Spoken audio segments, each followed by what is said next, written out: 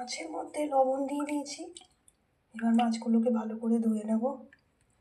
লবণ জলের মধ্যে ধুলে মাছের যে গন্ধ সেটা চলে যাবে।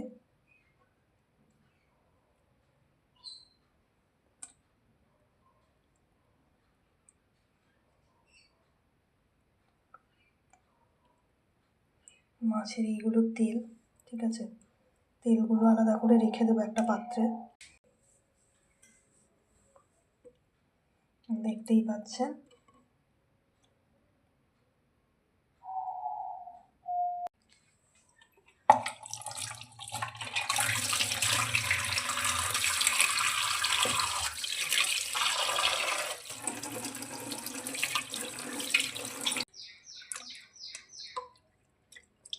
আমি আবার একটু মাছ মাংস ছাড়া খেতে পারি না, এগুলোর একটু মাছ মাংস লাগে।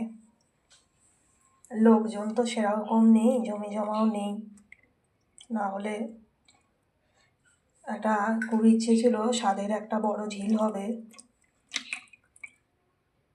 বা একটা জায়গাতে কোথাও দ্বীপ টিপ থাকলে, হ্রদ হলে ভালো হতো।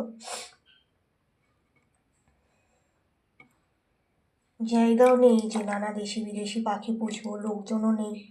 তাহলে সেখানে খামার করে অনেক লোককে সেখানে কাজে রাখতাম, কিন্তু সেগুলো তো কিছুই হলো না।